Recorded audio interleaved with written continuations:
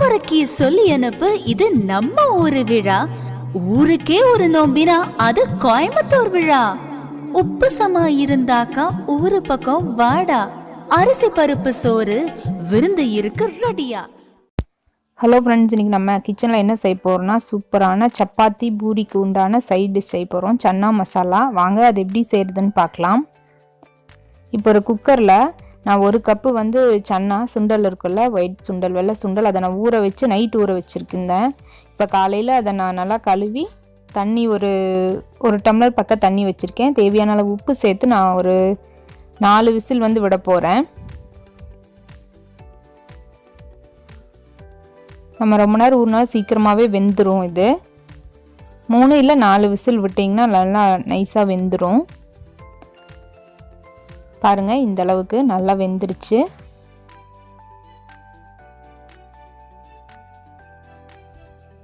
இப்போ மிக்ஸி ஜாரில் நம்ம வேக வச்சோல்ல சன்னா, அதில் ஒரு 2 இல்லை 3 ஸ்பூன் நம்ம இதை சேர்த்துக்கலாம். அரைக்கிறதுக்கு பேஸ்ட் மாதிரி நம்ம இப்போ இதை அரைக்க போகிறோம். கூடவே ஒரு 4 பல் பூண்டு சேர்த்துருக்கேன்.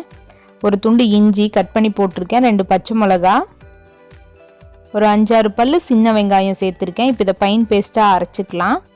ஒரு கடாய் வச்சு அதில் ஒரு 4 ஸ்பூன் ஆயில் சேர்த்துருக்கேன். எண்ணெய் நல்லா காயட்டும்.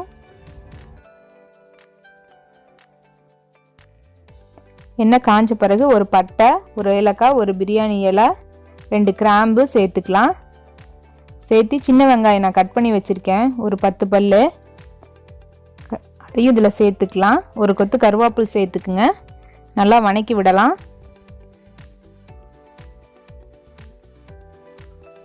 நல்லா வணங்கிருச்சு. இப்போ நான் ஒரு தக்காளி, பெரிய சைஸ் தக்காளி ஒன்று பொடியை எடுத்து நறுக்கி வச்சுருக்கேன். அதையும் இப்போ இதில் சேர்த்து நல்லா வணக்கிக்கலாம். ஒரு 1/4 டீஸ்பூன் மஞ்சத்தூள் சேர்த்துக்குங்க. ஒரு 1.5 ஸ்பூனுக்கு பக்கம் வரமிளகாத்தூள் ஆட் பண்ணிக்கலாம். நம்மளுக்கு காரத்துக்கு தேவையோ அவ்வளோ சேர்த்துக்கலாம். ஏற்கனவே 2 பச்சை மிளகாய் வச்சு நம்ம அரைச்சிருக்கோம். அதில் ஒரு ஸ்பூன் மல்லித்தூள் சேர்த்துக்கலாம். நல்லா பச்சை வாசம் போகிற அளவு இதை நல்லா வணக்கிக்கலாம். இப்போ நல்லா வணங்கிடுச்சு. இப்போ நம்ம அரைச்சி வச்சுருந்தோம்ல அந்த பேஸ்ட் இதில் ஆட் பண்ணிக்கலாம்.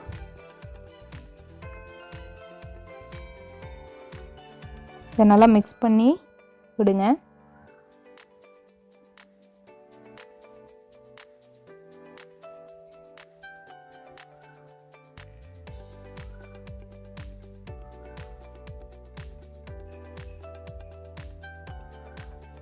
இப்போ கொஞ்சம் தண்ணி சேர்த்துக்கலாம். நம்ம ஏற்கனவே உப்பு நம்ம அந்த இது வேக வைக்கலையே, சன்னா வேக வைக்கலையே நான் உப்பு சேர்த்துருக்கேன். அதனால் இது கலவாக மட்டும், இந்த கிரேவி கலவாக மட்டும் நம்ம ஆட் பண்ணிக்கலாம். அதில் ஏற்கனவே உப்பு இருக்கும், அதனால் ரொம்ப சேர்த்திடக்கூடாது உப்பு. இப்போ தேவையான அளவு நம்ம தண்ணி வச்சுக்கலாம். இது கொஞ்சம் கெட்டியாக தான் வேணும் நம்மளுக்கு, செமி கிரேவி மாதிரி. அதனால் அளவாக தண்ணி வச்சு நம்ம இப்போ மூடி வச்சிடலாம்.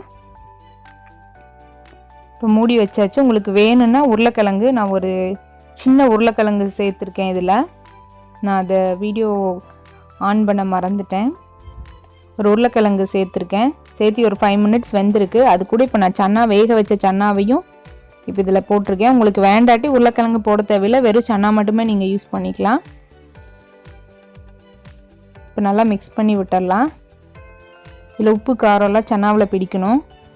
நல்லா கலக்கிட்டு உப்பு காரம் செக் பண்ணி நம்ம மூடி வச்சிடலாம். கொதிக்கட்டும். பாருங்கள், கொதிச்சிருச்சு, நல்லா ரெடி ஆயிடுச்சு. கரெக்டான பதத்தில் இருக்குது. இன்னும் ஆஃப் பண்ணிட்டோம்னா ஆறுனா இன்னும் கொஞ்சம் கெட்டி ஆகிடும் கிரேவி.